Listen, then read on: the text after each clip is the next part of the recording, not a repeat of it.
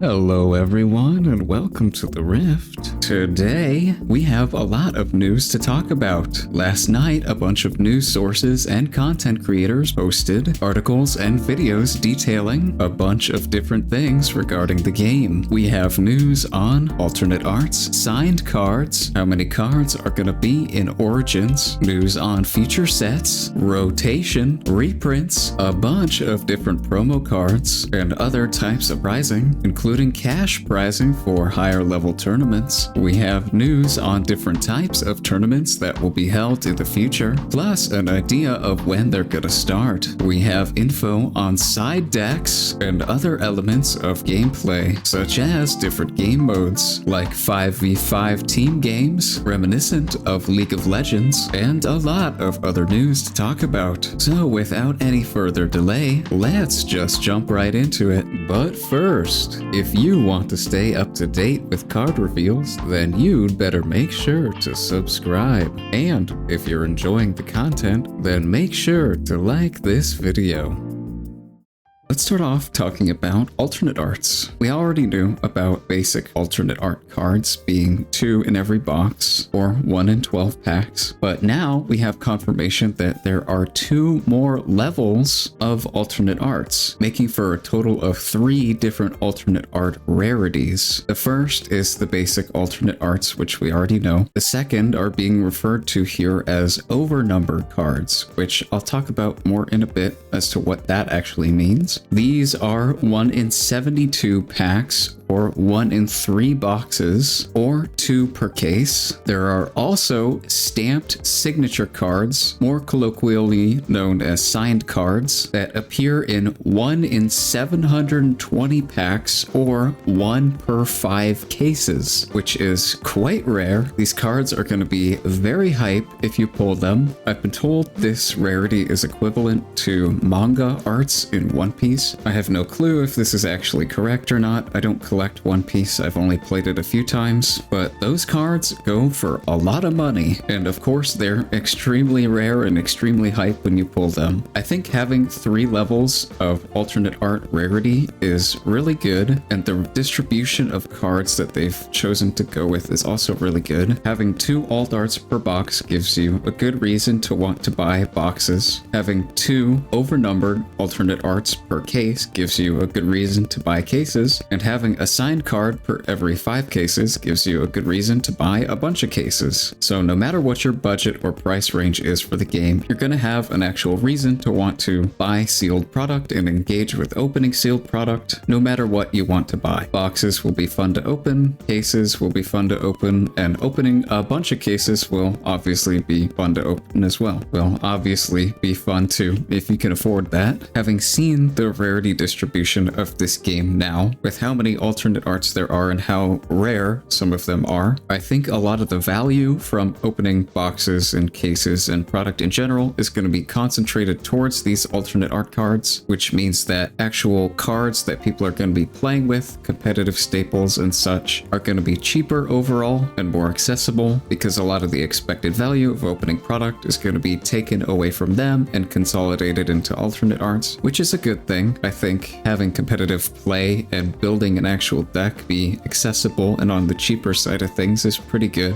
I estimated last video that competitive decks could be anywhere from $100 to $300, and I think after seeing this, I'd be willing to bet $100 to $200 would be a better estimate, maybe with the occasional deck getting up there to $300 if it has a lot of epics in it. But overall, I think the game competitively is going to be pretty affordable to play, which is really good. Talking a little more about what overnumbered actually means, we have confirmation that Origins will include 377 different cards total. This is probably including Proving Grounds and the alternate arts that are not overnumbered. If it doesn't include the cards from Proving Grounds, that means we have about 80 basic alternate arts, which is quite a lot. I honestly don't really see them printing that many in the first set. Who knows, maybe they could, but that's quite a few. So I'm guessing the Proving Grounds cards are also included in that number, but of course we'll have to see. Let's talk about future sets for a bit. We have confirmation that there's going to be around 4 sets per year, which is about standard for most TCGs. I don't really have much to say about that. It's pretty much just a good baseline. I don't have any qualms about that number. Something interesting is that they're already announcing rotation planned for 2028. They're saying it's not set in stone, but the fact they've even mentioned it gives us an indication that at least they're thinking about doing rotation, which I don't really have thoughts about right now. We'll have to see how the game actually shapes up and how expensive the game is really going to be to play after a few years. If decks are like $100 and we have rotation, then I don't really see many problems with that. But if decks are like 300, even up to like $500 at worst case, then I can see some people being pretty annoyed with rotation. If they continue printing a bunch of generic staples at epic rarity, like they're doing at least with Origins, then the game could become a lot more expensive over time, and rotation is just going to make the game even more expensive on top of that to stay competitive with. So really we'll have to see what the price of the game is going to look like in the future. Right now we can only just speculate, really. Another thing that's interesting is that they're planning on reprinting expensive staples, or any card that's being played competitively that's expensive. I'm curious to see how they're going to achieve this. I don't think the game is really going to need reprint sets, unless those sets are like alternate art themed. That could be cool. Instead of just reprinting the same artwork of cards, they could give them alternate art treatments and make like a full set of alternate arts. That could be pretty cool. Or they could just reprint cards in starter decks or structure decks or other product where cards are guaranteed, or a mix of both perhaps. Personally, I think it'd be pretty fun to see both. I really like the idea of an alternate art set, maybe like a smaller sized set, like only 100 cards or so instead of 300. I think that could be a pretty fun idea for sets. We also have a hint, which is kind of confirmation, that future sets will be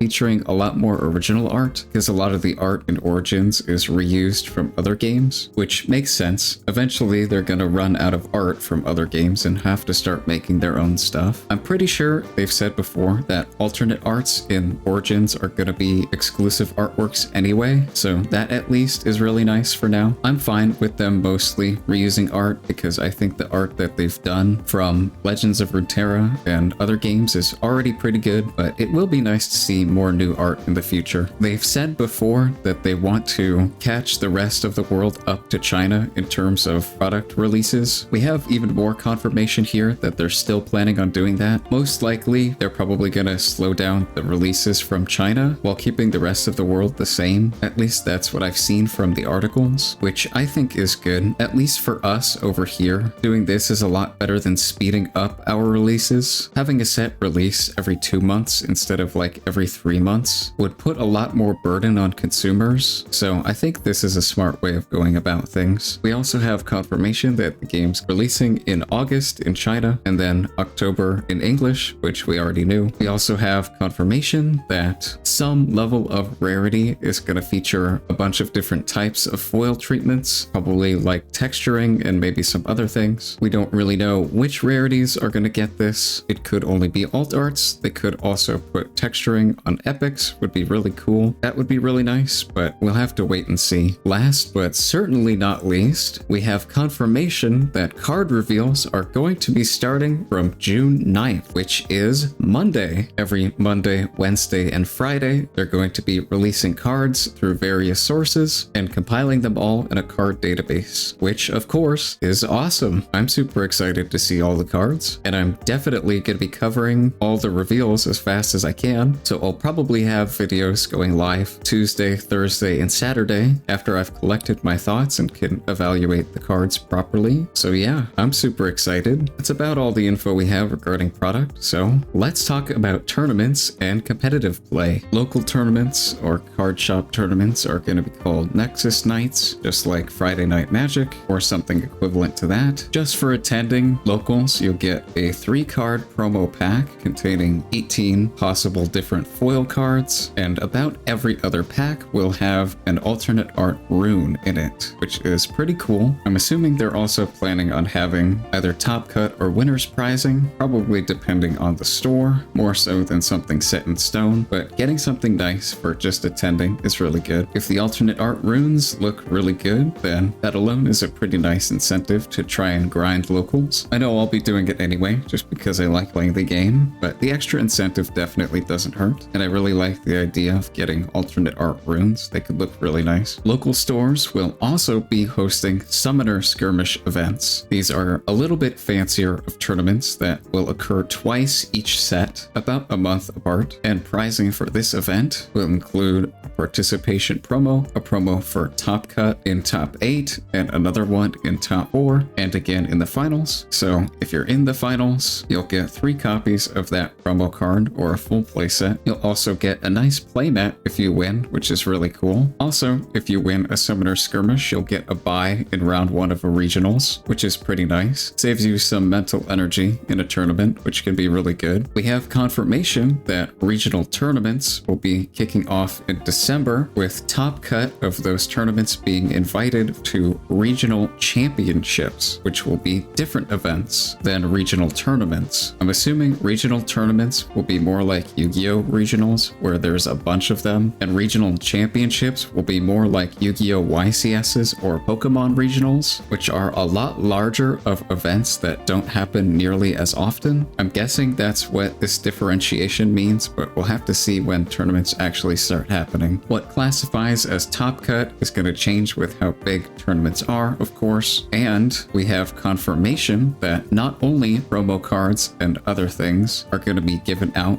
for prizing, but also cash money in regions where giving out cash money in tournaments is allowed, of course, but that's a pretty big deal for competitive play. I know a lot of people in the competitive TCG scene in general really like to see this. I know Pokemon gives out a lot of cash prizing for their regionals, to the point where if you can consistently top these events, you'll be able to fully pay for things like flights and hotel costs of visiting regionals, as well as possibly even make a little extra money on top of that. So if you can consistently top regionals, you'll be able to go to most of them or all of them, which is really cool. We have no idea how much physical stuff or cash prizing will be given out at events at this time, so we don't know how sustainable it'll be to attend a bunch of events, but hopefully it will be. That'll definitely help grow the competitive scene. We also know that in addition to the traditional prizing given out at events, there will be best of awards or unique accomplishments, apparently, which could be a number of things. The example given here is someone doing really well with an off-meta or rogue deck, which is a really cool incentive for people who like to play rogue decks. There could also be rewards for things like cosplay or a bunch of other things, which would also be really cool to see. It's nice that they're incentivizing people to try and get creative and do different things and just have fun with the game overall, so I like this idea a lot. We have confirmation that regional championships will start in October of 2026, which is quite a while from now, so I'm assuming we're not going to get much info about them until we get a lot closer to that time. We also have confirmation that the game is going to have a World Championships. That's all we really know about it right now. We don't even have a date yet, so I guess we'll just have to look out for that in the future. We have confirmation as well that there will be a judge program for organized play, but we don't really have any details for that right now. There will probably be a lot more concrete and fleshed out details about all of this stuff regarding tournament play once we get closer to stuff actually starting, so I'll probably be covering that in another video once we actually have concrete info, but for now at least it's good to have confirmation that this stuff is being planned. We also have info about pre-release events. Looks like for pre-release you're going to pick a starter deck and get a booster pack and a promo pack containing an epic unit to go along with the starter deck that you picked, and another champion legend in case you want to swap, I guess. That's all there is to talk about for tournament play, pretty much. We have a bunch of info on various other things, which I'll start talking about now, beginning with what I think is, for me at least, one of the most important announcements to come out of all of these reveals, and that is that for competitive play, we are getting side decks or sideboards. If you don't know how a side deck works, basically it's a smaller deck of, in this case, 8 cards that you can swap in and out of your deck between games in a best of 3 match. And TLDR, they're excellent for competitive play and the overall health of the format. I think they add a good amount of skill and decision making and deck building to the game without making things too complicated, as well as help balance out formats by giving giving decks the options to include more answers in their side deck and their main deck as well to help combat whatever the current best decks in the format are. I think this is overall excellent for the game. I think with how Riftbound is structured and with how polarizing decks can be in terms of playstyle, I think sideboards are definitely a good choice to have in the game. Playing against a deck like Volibear is going to be very different than playing against a deck like Victor, and the cards you're going to need to combat those decks are going to be very different, so having access to those cards is really important in my opinion. It also helps keep the best decks in check just a little bit more often. Of course, there's always going to be a best deck or best decks in a format, but the inclusion of sideboards gives the rest of decks in the format options to combat those decks without sacrificing your other matchups by having to include specific counter cards in your main deck. We also have info on something that's pretty cool. We're getting a 5v5 team game mode to mimic League of Legends, which is kind of funny. I can just picture 10 people yelling at each other across the table, just like real League. This is going to be broken into two 2v2s plus a 1v1 in the middle, so it kind of functions like a best of 3. Out of the 3 games being played, your team will have to win 2 of them if they want to win the 5v5 match. I think this is a cool idea. I doubt it's going to be what people focus on or what Riot really focuses on, but it's a neat idea. There might be tournaments for it sometimes, but we'll have to see. For some other news, we already pretty much knew about all of the different legends that are going to be included in Origins, but we have confirmation officially about all 12. Kai'Sa, Volibear, Jinx, Darius, Ahri, Lee Sin, Yasuo, Leona, Teemo, Victor, Misfortune, and Set will all be included in Origins. We've also been given brief descriptions as to what each deck wants to do. Kai'Sa is more of a spell slinger archetype. Apparently, Kai'Sa's legend effect is that she can make spells cheaper once per turn, which is pretty cool. It's a pretty strong effect. It will be interesting to try and build around. Apparently, there are also some really interesting blue spells in the set. People have hinted that there are spells like something that can let you play big units from the top of your deck, which is really cool. And apparently, Kai'Sa's signature spell is like a barrage that deals a bunch of damage to a bunch of different things, which is really cool. Volibear, Jinx, we already know about. Darius has been described as like an aggro combo deck. You play a bunch of units to trigger a bunch of abilities that combo with each other to make even more units and do more stuff. Darius's champion could apparently untap himself when another unit enters the battlefield, which is pretty cool. Ahri is about holding battlefields with fog effects and control cards, which is interesting. Lee Sin is about buffs and big guys. Yasuo, we already know. Leona is about stunning units and controlling the game. Teemo is about hidden cards and setting traps. Victor, we already know about. Misfortune is about having a lot of mobility and tricksy movement shenanigans. And Set is about permanent buffs and spending those buffs to do other things apparently, which is a really neat idea for an archetype. That's pretty vague information, but that's about all we have right now. We'll be getting a lot more info really soon with spoiler season starting next week, which I'm super excited about, of course. So yeah, that pretty much wraps up all of our announcements for today. There's a lot, but I'd say most of it's pretty vague. It's just nice to have confirmation about all of this stuff and to be getting a little more detail on things as we approach the set's release. I think overall, I'm really happy with all the things that they've announced today. Again, I'm really excited for the game to come out and to start collecting and playing, but I've talked about all I've wanted to in this video, so I'll leave you there for today. Take care.